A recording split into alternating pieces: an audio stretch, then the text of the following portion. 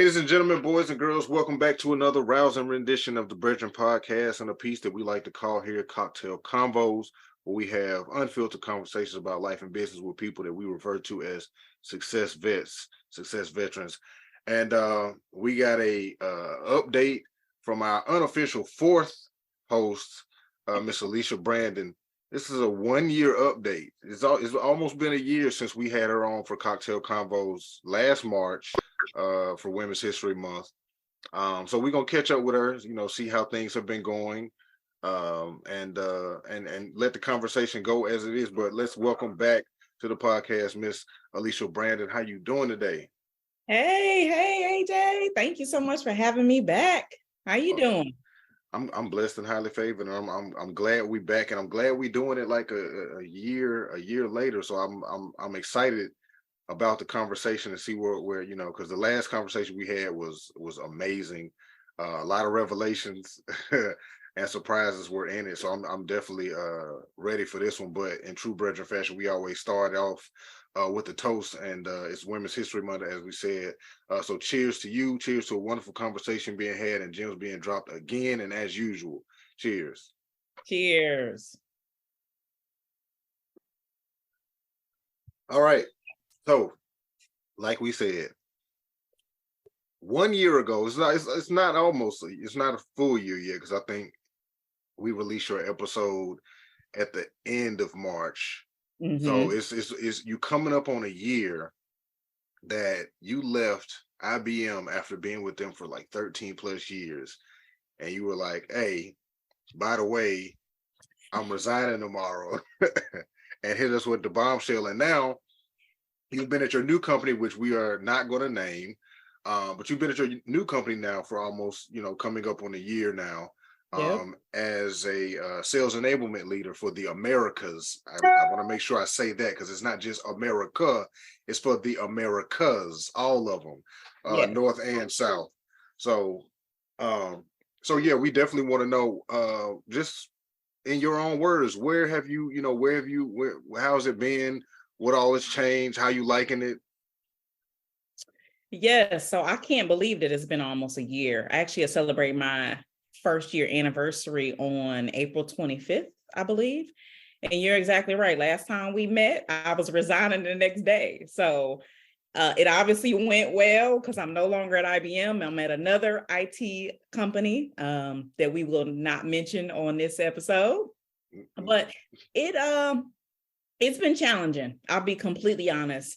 It has been extremely challenging, because, as you mentioned, I was at IBM it was actually 14 years. And I grew up there. I learned a lot about myself, how to be a professional, all of that at IBM. So leaving there was really hard. It was bittersweet.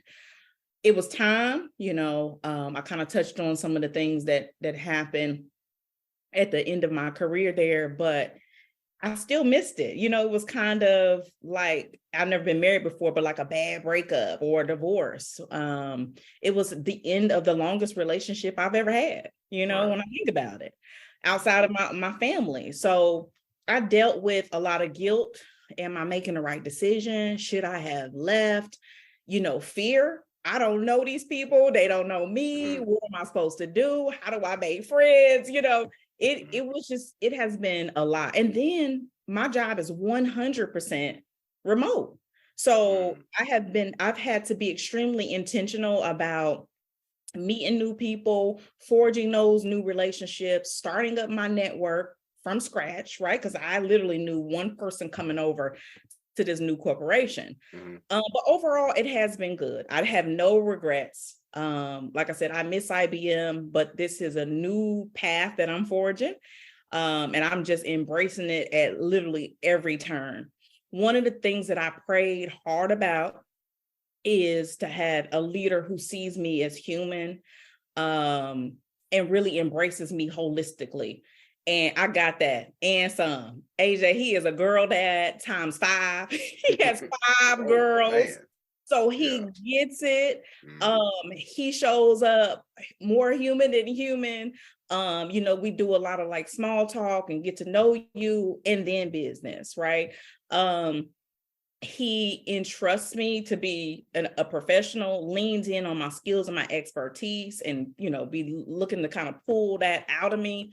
So it's that part of it has been good. It's been challenging to learn a new job because, as you mentioned, I'm the sales enablement leader for the Americas. So essentially, what I do is work with sellers to teach them our corporation's social impact story, and how they can tell that to their clients to win bigger deals, right? So it's actually a huge mix of a lot of my skills: sales, marketing, corporate social responsibility / social impact, all in one role, and it's been good.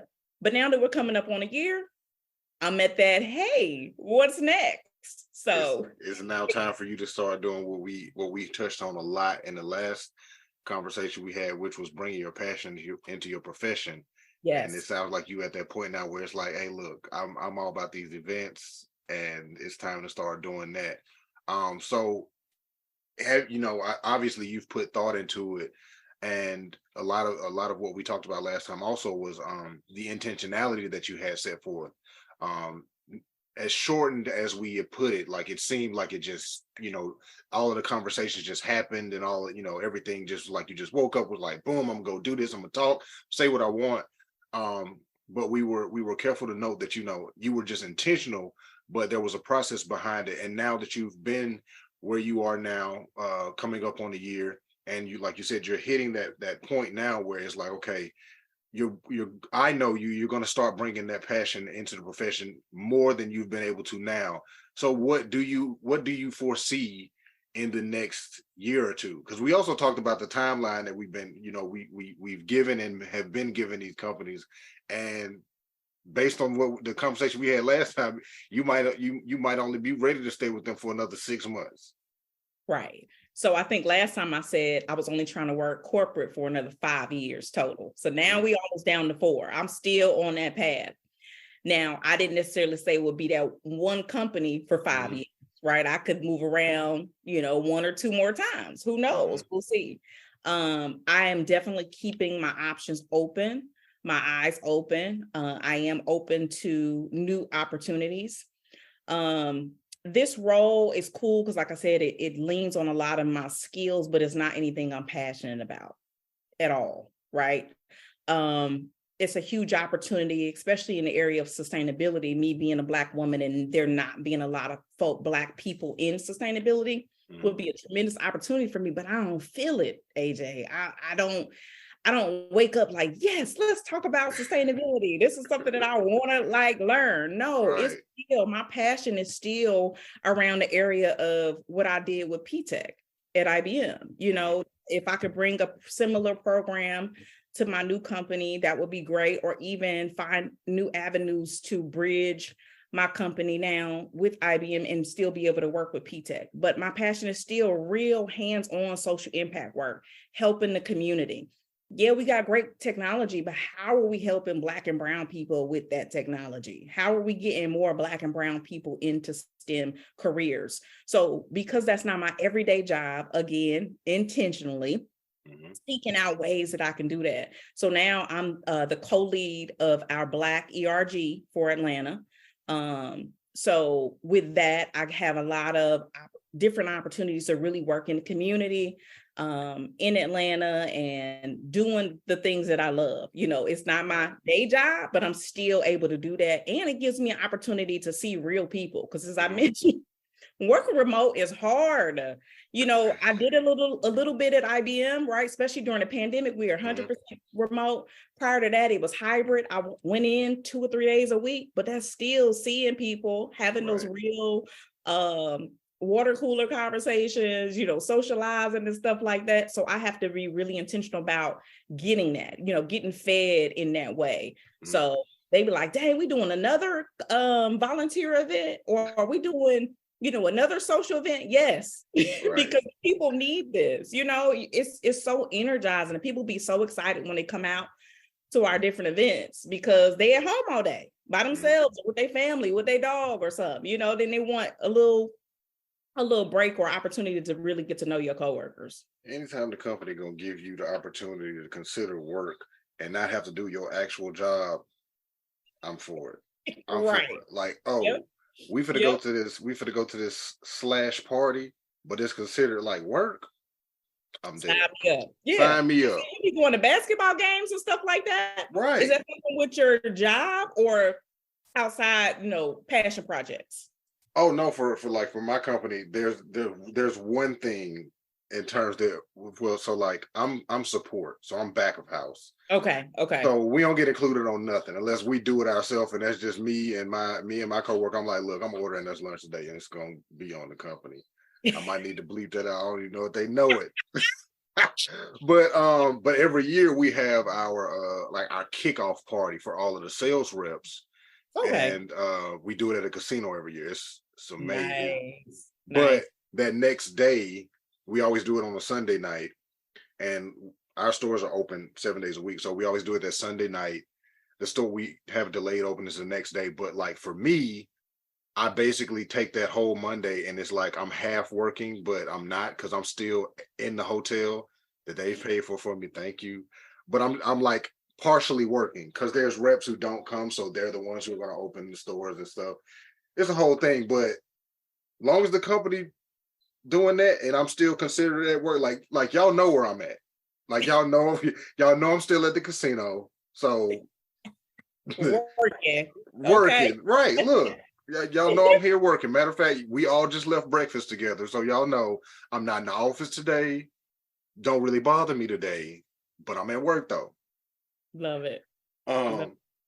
But all of that corporate stuff is all well and good, but we definitely got to also talk about your real passion project outside of work, which is HBCU Pets and its growth, because it has been in existence now for 3 years.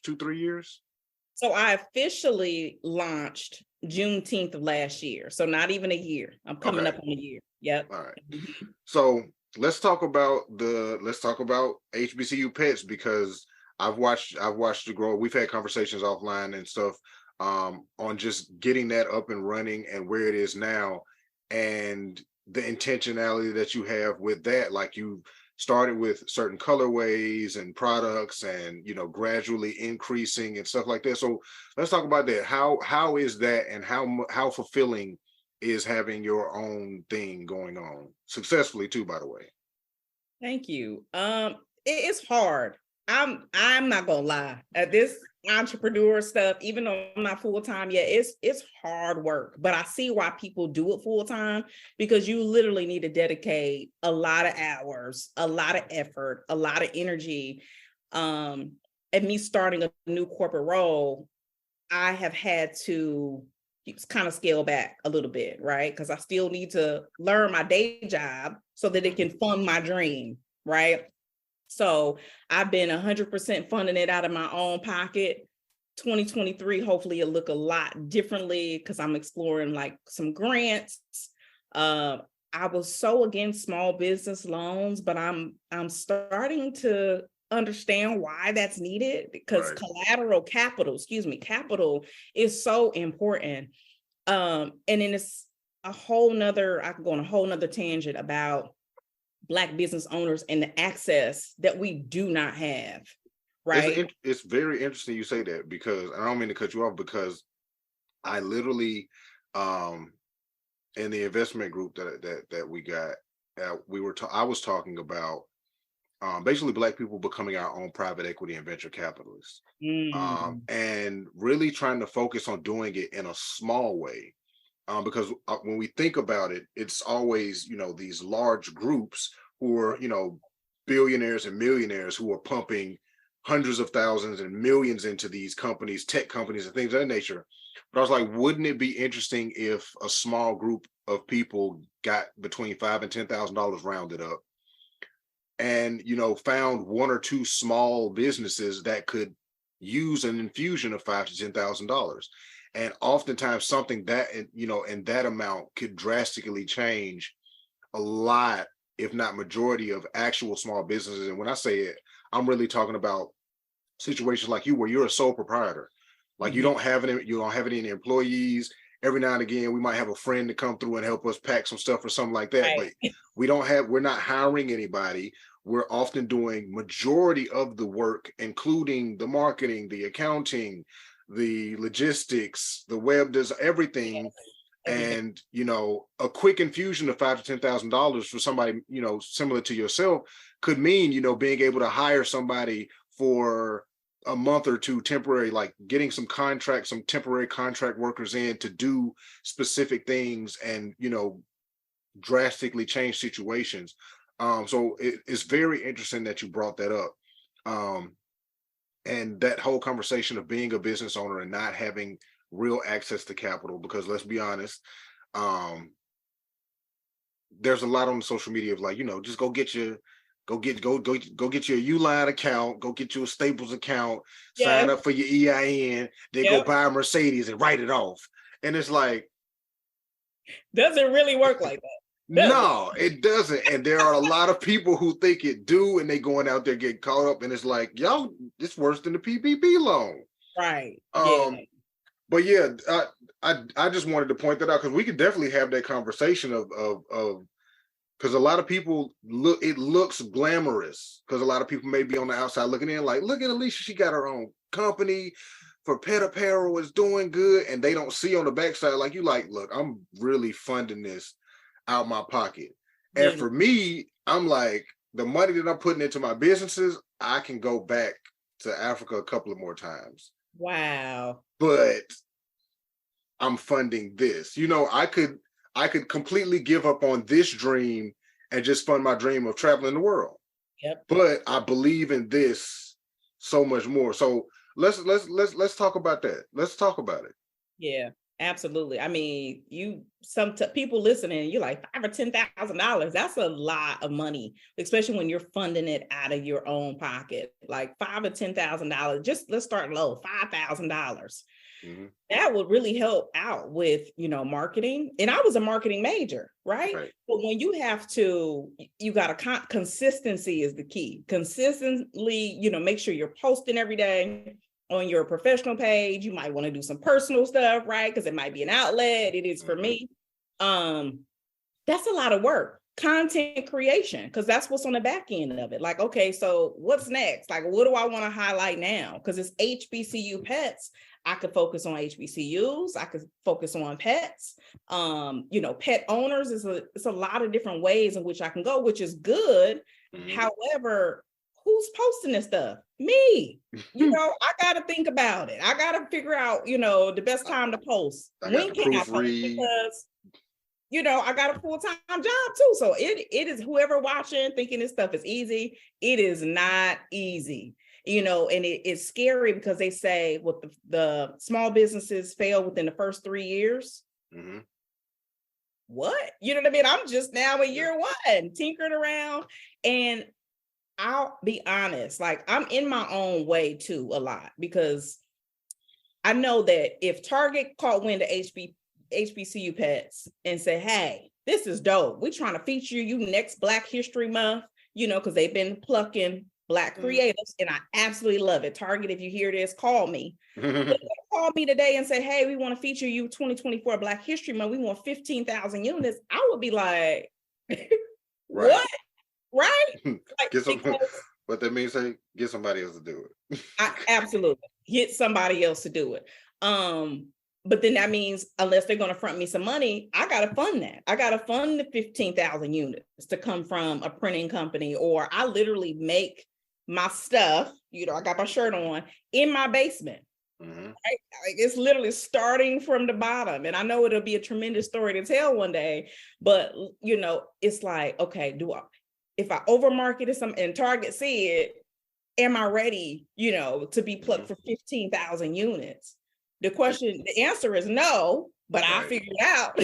Right. And that was one of the other variables in the conversation that I was having was, you know, that infusion of cash oftentimes is what keeps people or enables people to scale their companies, right? Because it's like if at the level that we're at, it's because we're funding it. And unless our personal funding goes up, it kind of has to stay there. Because if we outpace that, then it's imbalanced. And now you got situations where you're going broke trying to do it. And we've learned from people who have had that happen on a large scale. Yes. right?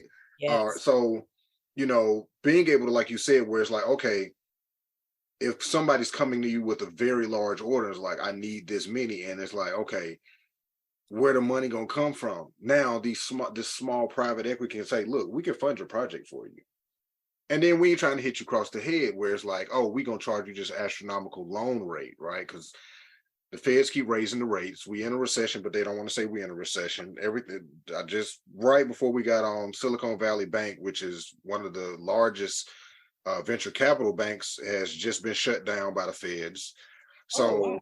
yeah, so it's the traditional routes for us, just entrepreneurs, us, not even us as Black entrepreneurs, it ain't there no more. It's not there no more. So it's we kind of need private, and there's always the conversation of private versus government and all of that stuff, but it has to be, it's a conversation now of like private, like local private versus corporate private, where it's like, okay, that bank chain ain't gonna give me the money because they looking at my credit score and I know my credit ain't amazing. So they're not gonna give me the 20,000, 10,000 I need. And a lot of these large banks, they're not even loaning out small amounts that could really make a difference. Like you said, $5,000 to $10,000 could drastically change a lot of situations.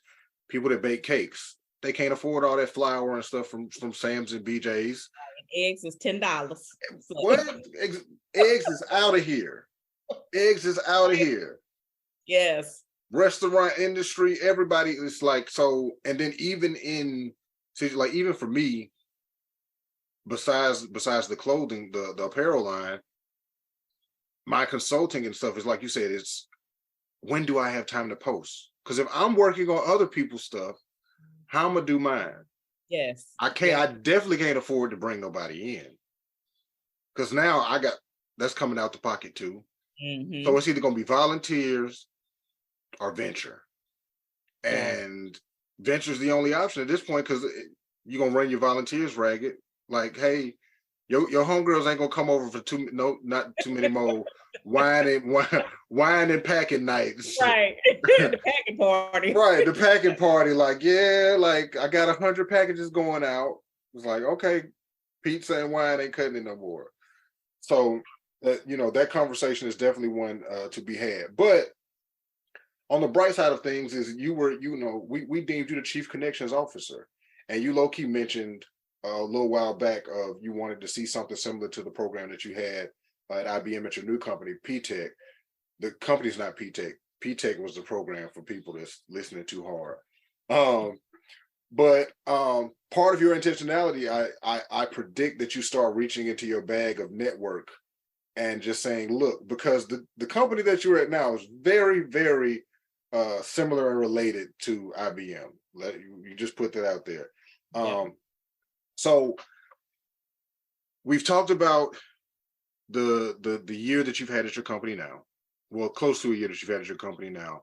The navigation of that, and overall you like it, but it's time for changes now. And I like the fact that you always make sure to be clear that it's okay to be uncomfortable, and it's okay to be like, okay, either I need to make myself more comfortable or I need to really take a look at this uncomfort, whether that means it's time for me to go or whether it's time for me to move around. So final question, it may be the final question. You got the 5-year goal still. What is, how do I ask this? What is, I don't want to say what is the game plan because you kind of laid it out, but what different do you see is going to happen in these first 5 at this company that you didn't see or weren't aware of at the first 5 at IBM? Because we said you stayed at IBM for, you said the last time, like you kind of feel like you overstayed your welcome. Well, not your welcome, but you stayed longer than you should have at IBM. And then also with the whole layoff and then they call you back, but you felt like you stayed too long. So what do you see with the 5 years here? Because in 5 years, Target or somebody coming and the capital will be there for you to say, yeah, Target, we got 15,000 of these HBCU pets products to go into your stores, because we're gonna find a way. But yeah, 5 years, what we got?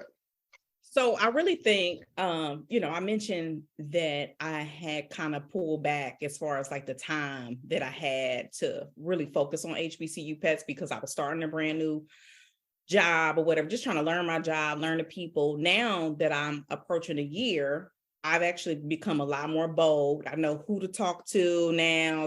My network has started to build out.